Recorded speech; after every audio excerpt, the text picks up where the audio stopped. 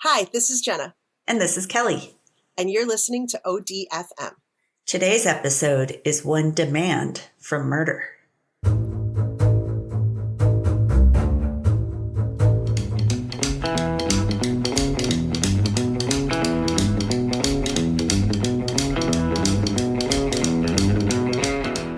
Oh. Ooh, there's demanding going on. Yes.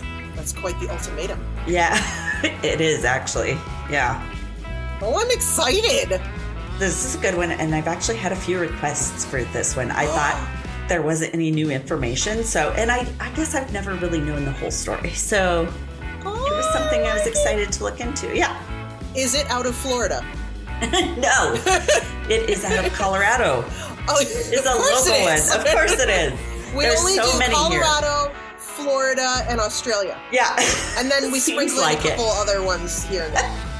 It's kind of scary how much there is going on here all the time. Anyway. What's happening in Colorado? I don't know. Is there like a vortex of what's happening there? It's like a high altitude must kill sickness. I don't know. Ugh. Did you see you saw the Girls Ghostbusters? Yes, I love where there was one. They drew those lines. Oh, that's right. They remember, and then that's where the ghost came in. So yes, maybe that's what's happening. We should look up and see if there's. Yeah, it could be all the mountains. They created some weird vortex. Ley lines. That's what they call them. Ley lines. I don't remember what it was for. I'll have to watch again. But whatever. All right. Okay. You ready to hear about the one demand? Yes. Oh, it's a cool Tuesday morning on February 9th of 1960. So this is kind of an older one. Okay. Not very recent. This is when they had milkmen delivering. Well, I still have a milkman, so. Do you really? I do. My best friend growing up had a milkman because I was confused by it. I was like, what goes in here? And she's like, the milk. And I'm like, you don't get it from the store? Oh, it's so good. And that's cool. Yeah, the dairy's not very far from here, so that's why we can have a milkman. Anyway.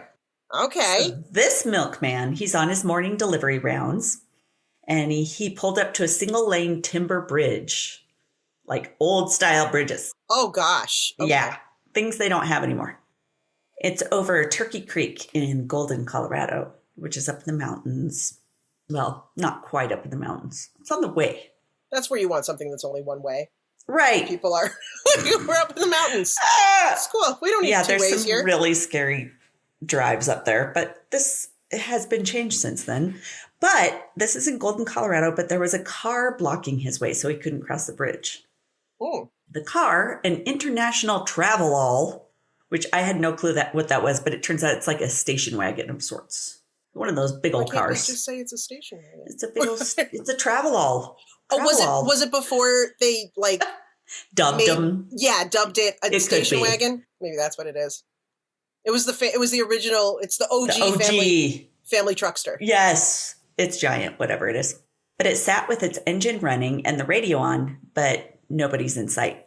So the milkman's like, honks his horn tons of times. And he's thinking maybe the driver's around, but no one's coming. So finally he gets out. He moves the car off to the side of the road himself. Oh, you're kidding. He got in and was like, I'm moving. He's like, I got to do my rounds. Well, what else are you going to do? And then after moving the car, as he's walking back to his truck, he notices a large reddish brown stain on the bridge. Yeah, not good. So he's like, oops. Shit. So calls the police. The police come to the scene. Upon arriving, they notice a large amount of blood in the dirt. And in the small creek below the bridge lay a glasses lens, from some glasses. Yeah. And two hats. One's a tan fedora and the other's a baseball cap. This is not a good sign. Not a good sign. This is all very bad signs. Golden, Colorado in 1960 was a small town where most folks knew one another. Not anymore. It's basically Denver now. Oh, it's all grown. The Western way of life was still prevalent. And on the main drag, cars shared the road with horses and an electric trolley. Oh, my kid would have loved that. Yes, we still have a trolley in Fort Collins. And in fact, I'm supposed to do an ad for Christy for the trolley from Poor Brothers Pub. And I'm sorry, Christy, I haven't gotten to it yet. I will. Well, I hope by the time this airs, you have. Yes, I better. Because I think, the trolley only runs in the summer. She kind of needs her ad on the trolley. The mountain town was a picturesque scene with a river running through town, nestled in between Lookout Mountain, where Buffalo Bill is buried. Oh. And North Table Mountain to the north, obviously. South Table Mountain with its Castle Rock casting a glow above the Coors brewing plant. This is where Coors originated. Okay. All right. Yes. Only 15 miles to the east was the bustling city of Denver. So this is why they've all grown together. Basically, Golden is Denver now. And for over 100 years, the Coors family had been making their beer in the Golden, Colorado facility. And they're still here. Wow. I'm getting quite the history lesson right now. Yeah. You need all the Coors history because Adolph Coors III, known to everyone in Golden as Ad, was a popular, friendly type, and even though he's one of the heirs to the Coors dynasty, he's humble and kind. Even though his name is Adolph? Adolph Coors, yes. The third. I know. Well, the name just has a really bad connotation. It does. So I mean, you don't hear it much other than Hitler. But that's why he went by Ad, I think, instead of Adolf. I don't blame him. And could you imagine if someone named their kid that now? Oh, that's God. a family name. No. You're gonna have to fix that. Yeah. We don't want that family around. Okay, so humble and kind. He's 45 and the father to 4 kids and had graduated from the prestigious Cornell University. Good for him. And he'd even been a semi-professional baseball player. Really? Yeah, that's kind of cool. I hadn't known that before this. He had risen in the Coors Company to CEO and chairman of the board, which is probably a little easier if you're related to... I was going to say, he already had the name, and since he was the third, they just had to, etch in one more little I on the end. And they're like, well, we already have your office. Just going to add you in. Yeah. Ad and his wife, Mary, had been married for 20 years. Ad and Mary, despite their wealth, enjoyed the simple life on their horse ranch just 12 miles from the brewery. So he didn't have very much of a trek to get to work. On February 9th of 1960, this is that cold morning, Ad's normal route to the brewery was under construction and had been since January, which forced him to detour along a winding stretch of gravel road for 4 miles to Turkey Creek Canyon, where it later connected back to the highway he normally traveled. That morning, Ad kissed his family goodbye. He's in a good mood, ready to tackle his appointments for the day at the brewery. He left at 8 a.m., but he never arrived at work. Oh, crap. Did he drive a family truckster? He did. Yes. Damn it. Local police that came upon the abandoned white and turquoise station wagon. So it was white and turquoise. I had a giant mouthful. White and turquoise. That's a Can't you see it? vision. It's like the old 50s ad, the guy in the fedora. I'm I thought what was the one in Vacation? God, the brown. Pea green. It was this horrible pea green. I thought that was a look, but that one was a look. I mean, turquoise. I think this one might have been a little better. I don't know. Immediately, when police came upon it, they recognized it as belonging to Adolph Coors III. Because not a lot of people had a turquoise and white. Probably not. Station wagon.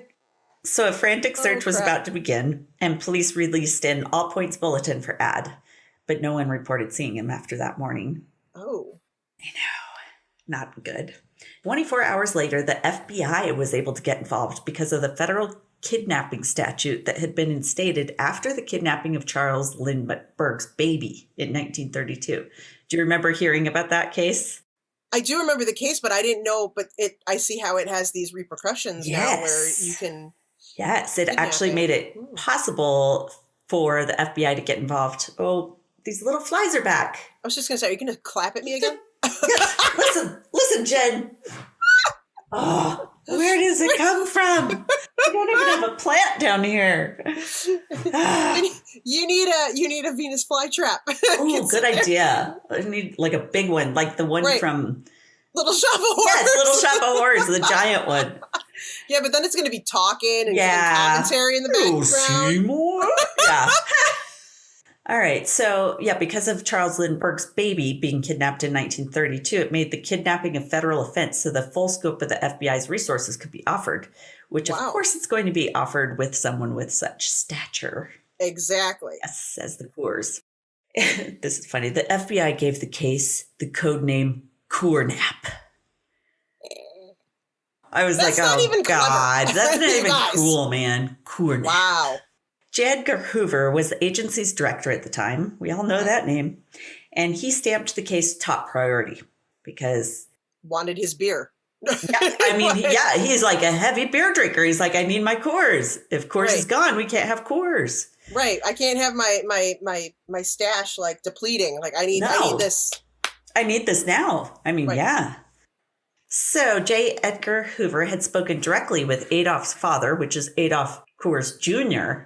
Okay. And gave us assurances that it would be handled. We'll find him. It's good. We got this. It's Colorado.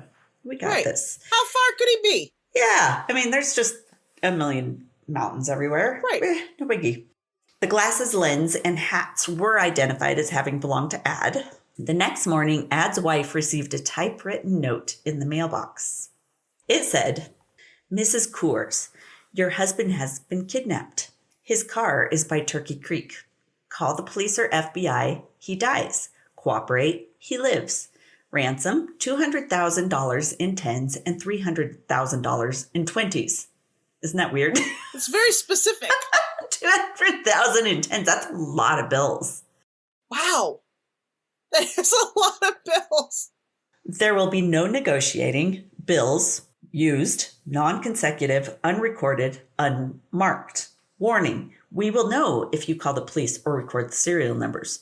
Directions. Place money and this letter and envelope in one suitcase or bag. Have 2 men with a car ready to make the delivery. When all set, advertise a tractor for sale in Denver Post, Section 69. Sign Ad, King Ranch, Fort Lupton. I know. What? I know. Advertise a tractor for sale. So many things going through my head. I know. It goes on. And I never could find this out. I even Googled this, and I have no clue what it means. Wait at NA 9-4455 for instructions after Ad appears. And I looked that up everywhere, and I'm like, what does that stand for? Is it like a road? Is it, a number? I don't know. But all it would come up with was the ransom number. That's so weird. Or ransom note. Sorry. What? Okay. So, first small issue. Mm-hmm. The police and the FBI already know. Right.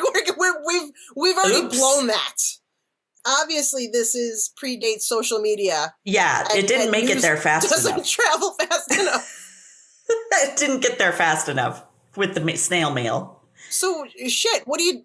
Yeah. It's not like you can write back and go, small problem. They found it first before I got the letter. I didn't call it in. They found it.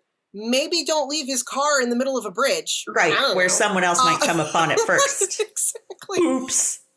Okay, well, the note goes on. Okay, so it says... It's still going? What is this, still like going. Santa's list? Is it like a scroll? Like, what the hell?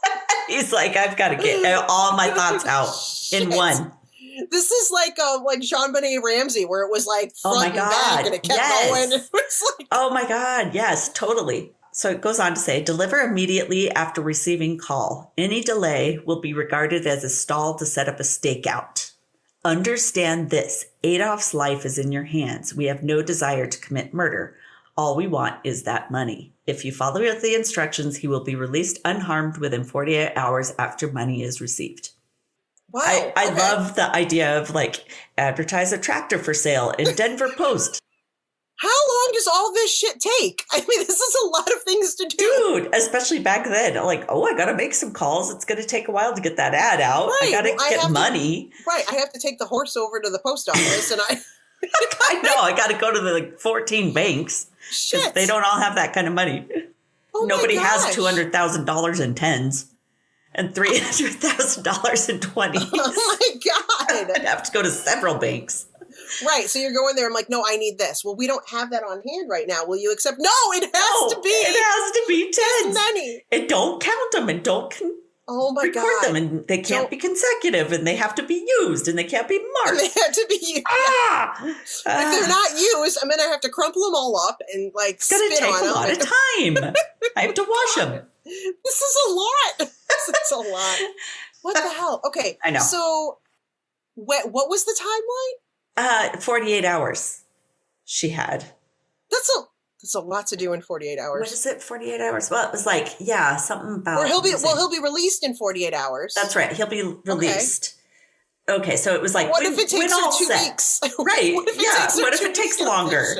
Yeah. How often does the Post come out? Is it every day? Is it a weekly paper? I mean, good that's question. a problem. That's true. That could really delay it. Edition. Like, I hope you guys are really good at cooking, because Ad is a big guy. And he likes a lot of food, so I don't know. So, but you're right. Mary was freaking out too, because she's like, "Oh my God!" He said, "Don't contact the FBI. You guys are already here." Right. And the FBI is like, "Yeah, sorry, it's already out in the newspapers and stuff." Yeah. So before you get the ad out, it's already going to be in the paper that we. It already had come out that morning that Ad was missing, so everyone knew. And so Mary was advised by the FBI to begin making arrangements for getting the $500K, while they worked with the bank to coordinate the selection of denominations and recording the serial numbers, which was also in the note. Like, don't write this all down. And Mary's all like, "Holy shit. This ransom letter says not to do this, not to involve you, don't mark the bills." But because the APB had been put out, it had gone out to the news outlets and it had already made headlines. So, shit. But the FBI tested the envelope and letter for fingerprints, but no impressions of value were found. Okay. So there had to be something on there, but they couldn't tell. But the letter still gave them valuable clues. This is pretty cool. Oh, okay. So they could tell the author was fairly well educated, writes well, and proficient in typing, because there were no typos at all. It wasn't like he had, usually they'd have to go back and fix all those things. Serious typewriter. This isn't just delete. Yes. So they knew this person had taken typing classes at some point. Okay. And also, after each period, at the end of a sentence, there were double spaced, just like taught in typography class. Yes. Or typing class, typography. Oh, the double space. Yes. Okay. So they got that kind of hint from it. The typeface used was distinctive. Comic Sans. That's hilarious, because that's the exact same thought I had. Because it's the worst one ever. Right, exactly. I have a friend hilarious. That hates it so much, and her kids have joked that they're like, "We're going to make sure that your grave is done in Comic Sans." Could you imagine? Could you imagine going through a cemetery and being like, "Is that Comic Sans?" I think that is. I asked for future a bold. Right, exactly. Oh my God. Okay, I'm sorry. Yeah. Sorry. But this proprietary, there it is, typeface was used by just 2 manufacturers. Oh. Yes. I want to call it Hermes because it's spelled the same, but it's Hermes. Hermes? Okay. Yeah, something like that. I watched a documentary. Okay. Hermes. Interesting. Maybe that was it, in Switzerland. And so this is companies, not typefaces. Oh, okay. And the Royalite Company in Holland. The numbers were the telltale clue as to which one was the typewriter it came from. So the numbers were rounded instead of kind of straight. Okay. On the bottom, unlike any other typewriter at the time. So they knew it was a match for the Royalite portable typewriter. Ooh. So that wheedled down which typewriters and where they could be bought. The factory had made them in the late 50s and early 60s and sold them widely in department stores, unfortunately. Okay. However, the kidnapper's typewriter did have a specific defect. The lowercase letter S was slightly lower than all the other letters on the line. So that narrowed it down a little bit more. That's awesome. So cool. So while the FBI and the police continued their tenacious investigation, the Coors family awaited a call from the kidnappers, ready with the money and ready to carry out any and all demands they made. But the call would never come. Well, shit. So I thought we could take a break here. But wait for the call. But she didn't tell the police. They found the call. She didn't do it. I know. Can you imagine the stress? No, I absolutely cannot imagine the stress. No, while you're sitting there waiting. Oh my God, forget it. No. Oh, jeez. Hey. You know how we've told you about becoming a fan on Patreon? Yeah, you need to do it. The reason is we have a lot of mini-sodes coming out, a lot of extra bonus content, and your monthly support helps us keep going and doing the things we love, which is researching murder and talking about it and telling you about it. So if you're ready, go to patreon.com/ODFM podcast to get started. Okay, so the FBI was dogged and impressive in their skills at seeking out every lead they could. They set up surveillance and recording devices at the Coors home, went to the brewery to question anyone who might have helpful info. Deputies stood in front of Ad and Mary's house, stopping all passing vehicles and questioning occupants.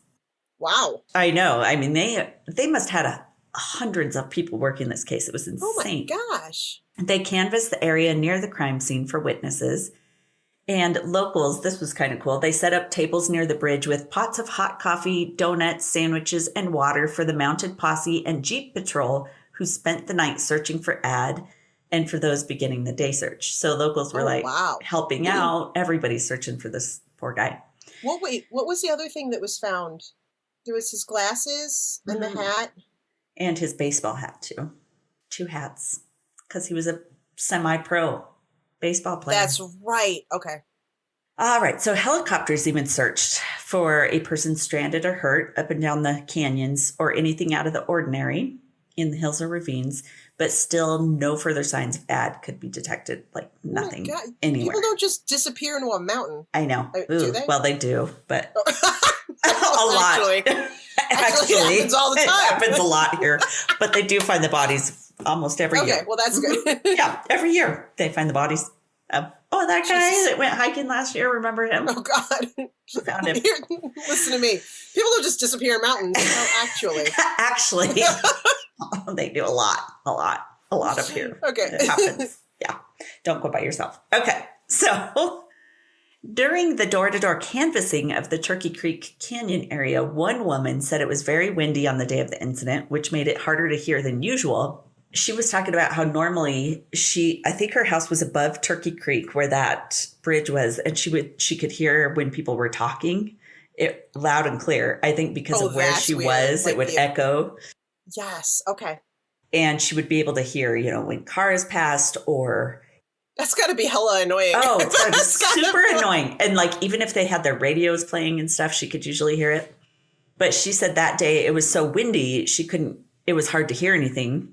But she did hear a voice and then a crackling noise, like a lightning striking a tree. Oh. Yeah. And so she's looks around, she looks out and she's looking for a fallen tree thinking, because it must happen a lot. Probably. I mean, that's why we have so many fires. But she didn't see anything. So she got to thinking that, maybe I heard a gunshot because it sounds a lot like a gunshot. Oh. And she's like, in fact, it kind of sounded like 2 really close together gunshots. Oh. Uh-oh. And another woman who lived about 2.5 miles from Turkey Creek told a similar story. So this quote is from a passage in a book called The Death of an Heir by Philip Jett. And I'm not sure if it's a direct quote from how officers wrote or recorded the interview, but it's written with accents and all. And it actually reminds me a bit of how my dad talks. So okay. Let's see this. It's so good. Yeah. So she says, right around 8 o'clock yesterday, which is exactly how my dad says, like Monday, Tuesday. Yeah. Right around 8 o'clock yesterday, I was hanging the wash on a clothesline out back. The wind was blowing real hard. I could barely get a clothespin on them. Then I heard a shot in the canyon real clear. I usually work on Tuesdays cleaning folks' houses in Denver, but my boss called the night before and told me not to come in. The shot I heard was a far-off shot, not a close-up, but a far-off shot toward the bridge. I think it's hilarious that she's gives all the details. Well, I didn't go to work, so this is why I heard this. Throws all the extras. I love it. Blowing real hard. Mm. So she said the same kind of thing. She heard some noises, real clear shot in the canyon, but a lot of people go hunting up there. I mean, it's Turkey Creek. Right.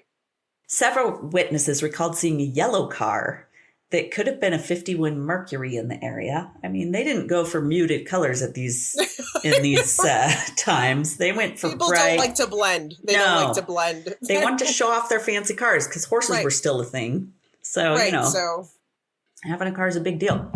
One woman said she'd seen the yellow car parked near the bridge 3 consecutive days in a row when she was on her way to work at the Colorado School of Mines the week before Ad's disappearance. So that's weird. Why is this car here every day? One witness in particular had a keen eye and even recalled a partial license plate. Wow. I can't remember where I put my phone. No, I know. She's remembering. Well, this person, and I remember reading about this because I was like, oh, that makes sense. So I don't know if you've seen those mining shows where people are like Gold Rush and stuff. And they protect, I know, and they protect their mines or their areas where they mine. This guy was a miner. Okay. And so he really paid attention to every car that would come by thinking, they might be after something. And he's a caretaker of the mine. And so he paid a lot of attention and he remembered the license plate. It was a 1960 Colorado-style plate that read AT62. It might have been AT6205. I'm not 100% sure about the last 2 numbers. A was the county designation for Denver, so they knew it was a local car. Oh, interesting. Yeah, so that's a good tip. So within the greater Denver area, police found 4 Mercury sedans with that sequence in the license number, which is crazy for that time. I would have thought it'd be like 1. Yeah. But. Oh my gosh. Okay. Yeah. So of course they check them all. And one in particular catches their attention.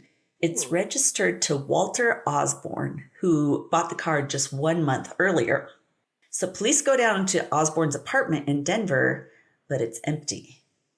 It turns out he had moved out the day after the kidnapping and left no forwarding address. Those aren't red flags at all. Yeah. Interesting. And he's said to be a very quiet, unsocial person. And from the descriptions people gave him of him, it sounds to me like he's possibly on the autism spectrum. Like super, very socially awkward. Okay. But later it's discovered that he was a Fulbright scholar with a genius level IQ. So that's why I was thinking, that would make sense for autism, super smart, just socially, really emotionally immature. Yeah. In a dumpster behind the apartment, police found empty boxes for a pair of handcuffs and leg restraints. Yikes. It never occurred to me that handcuffs came in a box. I would not have that either. But I thought that was amazing. They're finding all this stuff. Or leg restraints. Like, I'm going to go order some leg restraints. That's not weird. Sears catalog. I mean, everything came in the Sears catalog. They probably did. That's just kind of throwing me. They came and in leg boxes. Restraints. Who has leg restraints? So agents dusted the room for fingerprints and they made a shocking discovery. The prints matched convicted killer 31-year-old Joseph Corbett. Oh my gosh. Detective work back that is amazing to me, like that they could do all this so quickly. I'm sure it's because it's the FBI. But are these not these are obviously not the same people who worked on the John Bonet case. Oh God, no.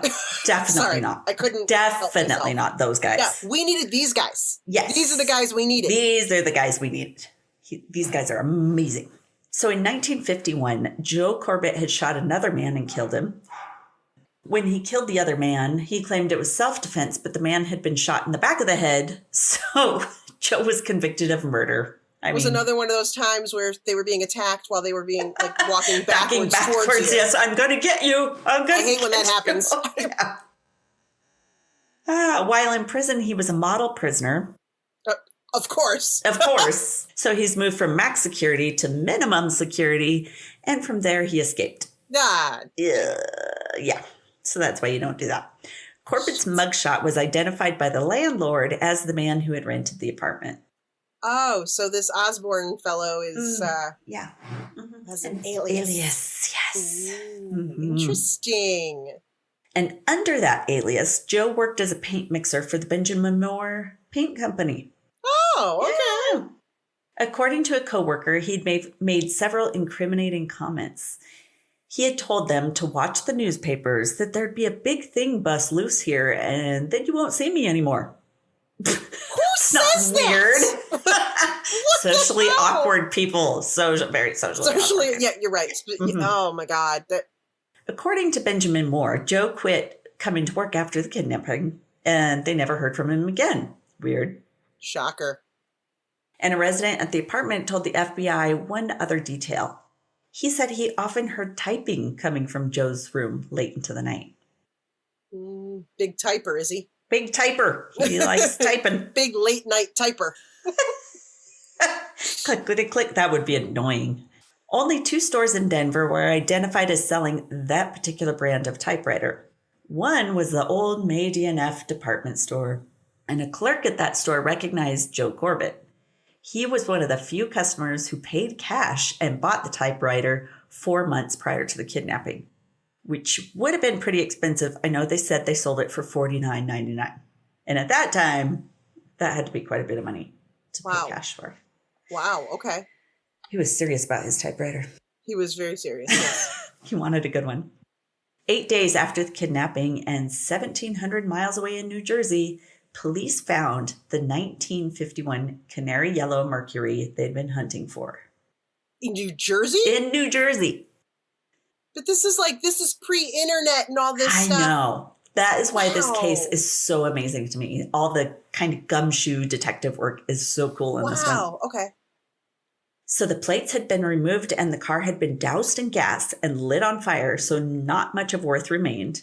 However, the serial number on the engine block survived, and it led, I know, isn't that incredible? And it led authorities to a familiar name, Walter Osborne, Joe Corbett's alias, because it had been registered in the records for the car. Dang. I know. It's not even a VIN number. It's a number on the engine block, which is kind of crazy. But, now Grady's outside the door whining. I want to be on the podcast. Yeah, no, he'll just chew things.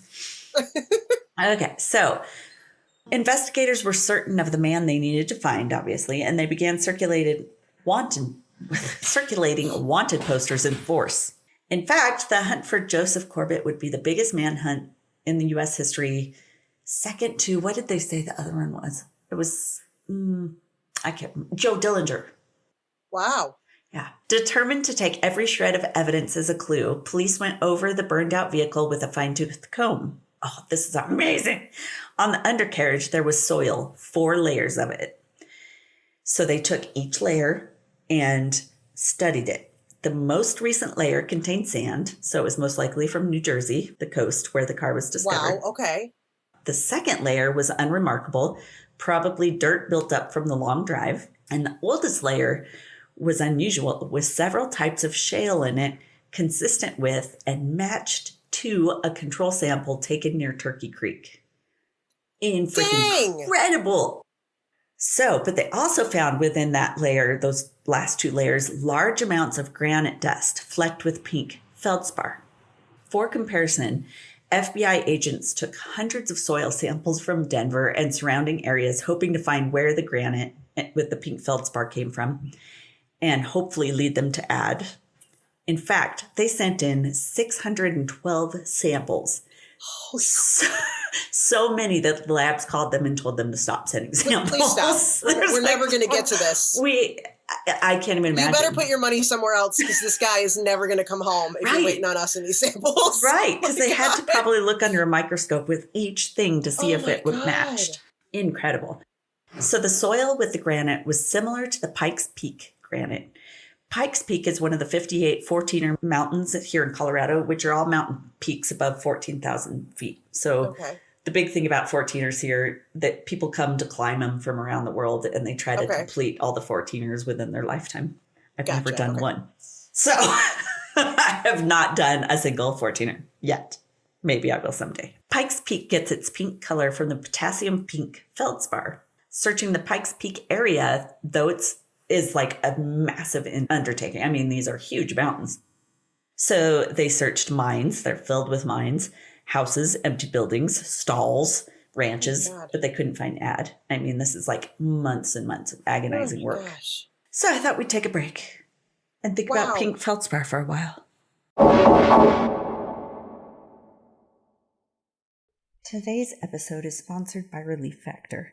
Pain from everyday living, exercise, or just getting older is one of the leading causes of trips to the doctor and sleepless nights. It interferes with daily activities and keeps us from spending time with the people we love. If you have everyday pain, it stands to reason you need something you can feel comfortable with taking every day. That's why doctors invented 100% drug-free Relief Factor. Now, tens of thousands of customers are using Relief Factor every day to become mostly or completely pain-free. 100% drug-free Relief Factor features 4 key ingredients that each work on a different metabolic pathway to support your body's natural healing processes to respond to pain and inflammation. Now, you can try Relief Factor too. The 3-week quick start retail price of almost $70 is now available to our listeners for just $19.95. Head to the link in our show notes to find out more. Start your journey to better health and less pain today with Relief Factor. So 8 agonizing months after the kidnapping. No word, no nothing, waiting. Well, did she ever run the ad? She never ran the ad. Maybe that's the problem. I'm selling a goddamn tractor. Who wants to buy my freaking tractor? Oh my God. So 8 months after, in an area frequented by hunters in the Pikes Peak area, searchers found a human skull, bones, and the clothing Adolph Coors III had been wearing the day of his disappearance. They found a right shoulder blade that had 2 holes in it that were caused by a high-speed projectile. There were 2 holes also in the back of Ad's jacket that was found with the bones. Oh, wow. Investigators also found a pocket knife at the scene engraved with the initials AC III, obviously his.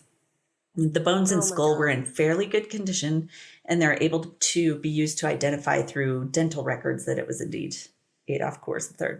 So at this point, the law's like, okay, we know Joe's the killer. But now they have the task of trying to hunt him down. They knew he ran to New Jersey, but they hadn't heard hide nor hair of him. So they believe Joe had planned this years in advance. He had watched Ad to find the best area to kidnap him in. And 1 month before the kidnapping, Joe purchased the 51 Mercury and stored it even in an off-site area away from his apartment so no one there would know he owned it. So he was trying to cover his tracks, but... Oh my gosh. He typed the ransom note and mailed it to Mrs. Coors on the morning of the kidnapping. And then he put the cuffs and leg restraints in the back of the car. This is all like how they think it happened. He drove out to Turkey Creek Bridge to wait for Adolph. And he made it look like his car had broken down, like opens the hood? Yeah, hood. Thank you. I'm like, tailgate? No. The thing? No. The thing. The hood. The thing, yeah. The front thing. Yeah, the front thing. So he'd open the hood to make his car look like it had broken down. And Ad was always like a super helpful guy. So he probably stopped his car, got out, offered to help. God.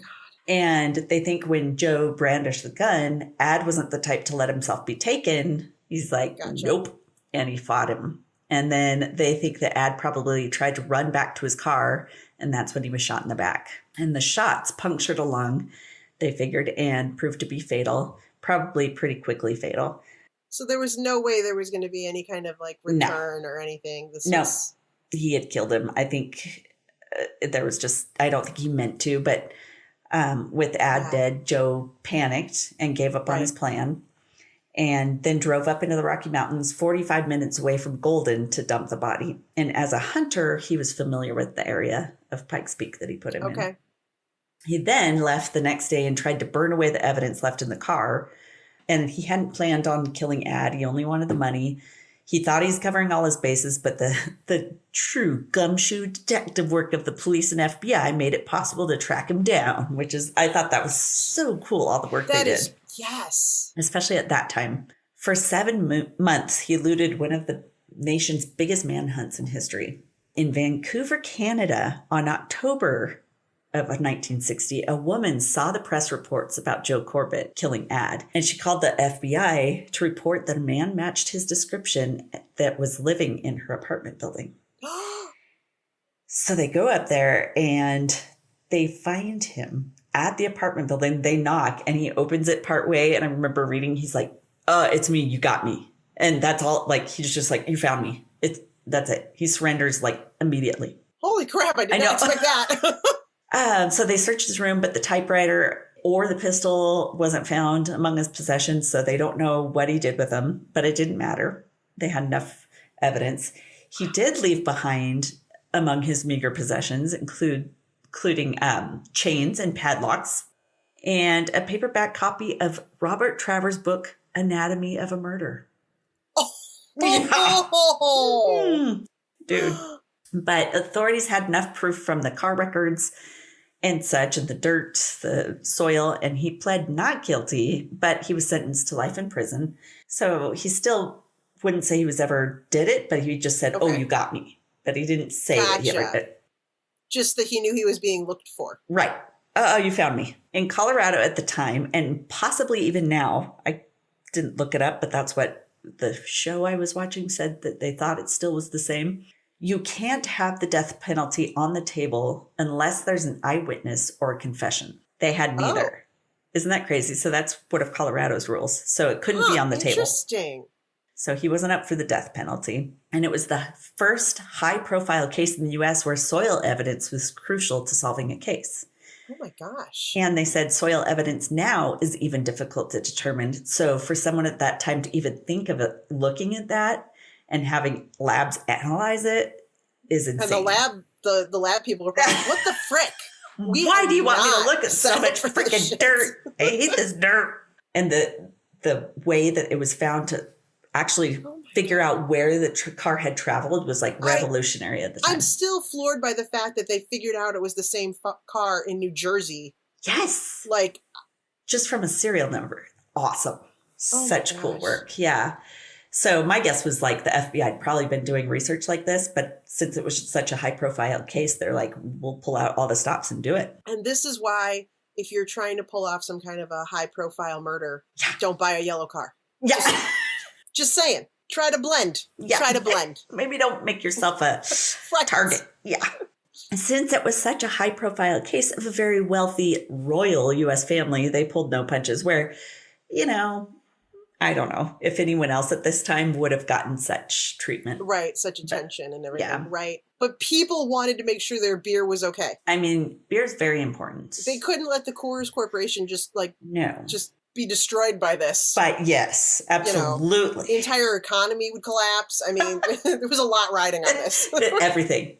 Yeah, they even had some speculation, I know, with his dad and stuff, whether it could be the unions that did it, and stuff. But apparently Ad was really close to like the union reps and stuff. And so there was no thought that could have been a thing about it. So he just picked that guy. He was like, here's a wealthy guy. I think I can pull this off. I think I can do this. I got my typewriter. Mm-hmm. On Friday, December 12th of 1980, Joe Corbett walked out of the Canyon City prison. He was originally released on parole in July of 1979 after serving a little less than 19 years for Coors' murder. So he immediately, after getting released, boarded a plane to San Francisco where he had a place to live. Then he flew back to Denver the next day to close his bank account. I don't understand that at all. But doing that, leaving the state at all at that time was a violation of the terms of his parole. And then he came back? Yeah. It's so bizarre. Wow. For someone who planned a murder and kidnap so well. Yeah. That's pretty dumb. Did not plan that very well. I don't know whether he didn't understand the rules. Just weird. So for 3 days, officials are like, oh, what do we do? We're unsure where Joe is. What do we do? Do we put him back in prison? I don't know. He did turn himself back in and he was sent back to prison. And over the ensuing months, as he applied again for release, the public debated whether he should be given another chance.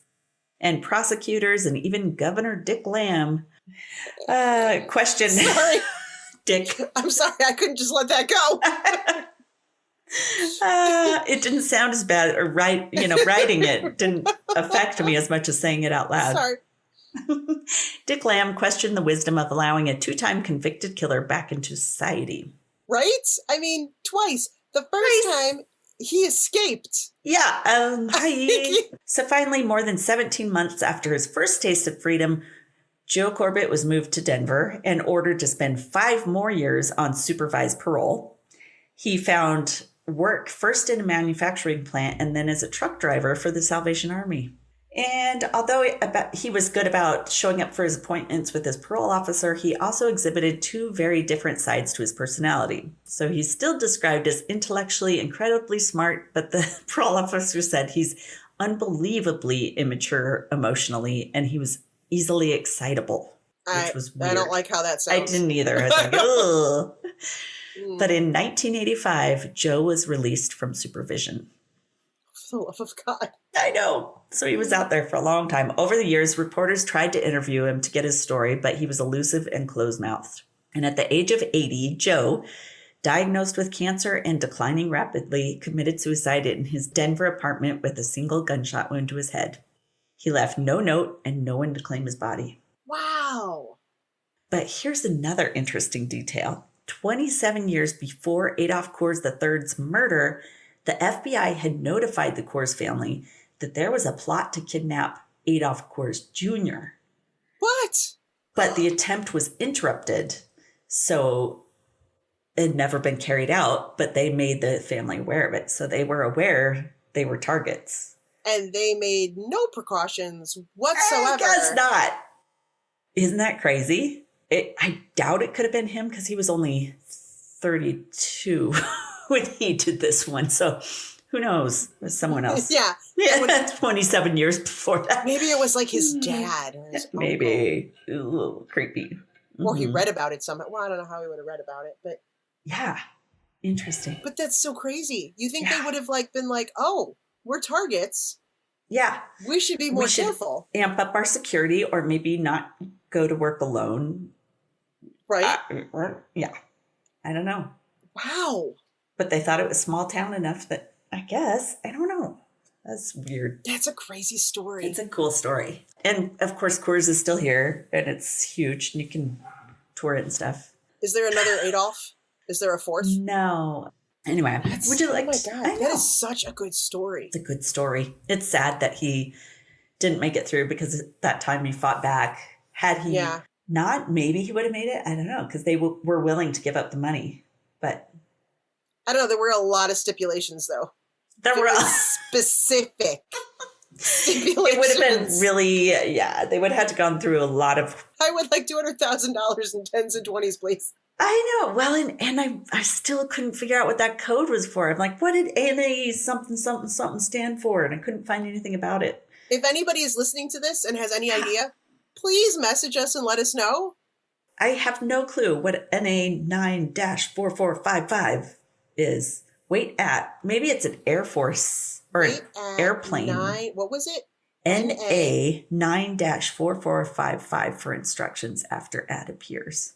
NA. I wonder, so I don't know if it's an address, like or an airport terminal or something. I don't know. It was so weird. Yeah, if someone knows, please find out. Yeah, tell us, because I couldn't find anything about it anywhere. Okay, that was a great story. The technical work that the FBI went to I'm impressed, I gotta say. Very impressive. I'm very impressed. Yes. All right. Do you want to hear my sources? I would love to hear your sources. One of the best, FBI.gov. They have such cool stuff on there. They even have photos of the actual ransom letter. So I'll put that on our site and stuff. Cool. So it's pretty cool to see. Wikipedia, shocker. Of course. Denver Post, where they would have put the ad in. Never showed up. Never showed up. Stratford Medical Detectives Forensic Files, Season 11, Episode 41, called Bitter Brew.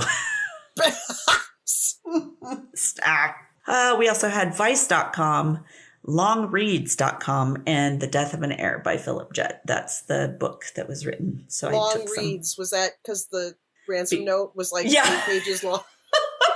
Can we stop putting out 14-page ransom notes? Keep it to the point, people. Wow. What happened to the ones where they just cut out the letters from the magazine? Oh, yeah. Well, that's just, that's why you had to make them short, because it would take so long to cut out all those stupid letters. Oh, my God, right? This guy had too much to say. Maybe he started with cutting them all out, and then he was like, this is going to take forever. I need to get me a typewriter. I got to get this. One of those good ones, though, because I like typing. Right, exactly. I'm good at it. I want to type late into the night. Yes. Click, click, click, click, click, click, click, it's too bad he ever committed the first murder, because he was a scholar, a very He had a Fulbright scholarship. I mean, he went to college. Hey, it was self-defense. That guy was walking backwards towards him. What'd you expect him to do? He was coming fast. It was right. He was much faster than someone should decision. Be. Awesome. Ooh, I like that one. Thank you. That was great. Yeah, thank you for listening. Putting up with all those for listening. Details and me going cross-eyed. And oh my God, she's been swatting at flies. And... Maybe I shouldn't be in recording from the dump. I don't know. Do you have unburied bodies down there? Is that the problem? I think I might. I'm not sure. I can't remember if I got rid of them all. Or... I was going to try lime this time. You know, you always hear about that. Yeah. Gacy was big on lime. Oh yeah. That was his. That was his choice. Yeah. It worked well for him. It did. All right. Well, come back next week for another great episode. Oh yes. This is episode 13. This is the season finale? This is the season finale. Dun, dun, dun. I know. Thank you, everybody, for listening. Have a good week. Bye. To see images from this story, follow us on Facebook, Instagram, and Twitter at ODFM Podcast, or on our website at odfmpodcast.com, where you'll also find a link to our merch store, where you can get awesome stuff like t-shirts, mugs, stickers, and more. And if the weekly podcast just isn't enough to fill your ODFM cup full, join our fan club on Patreon for more content like minisodes, bloopers, and discounts at our merch store. That site is patreon.com/ODFM podcast. And if you do love our bloopers and need more than we naturally do, which is a lot, buy us a glass of wine at buymeacoffee.com/ODFM podcast.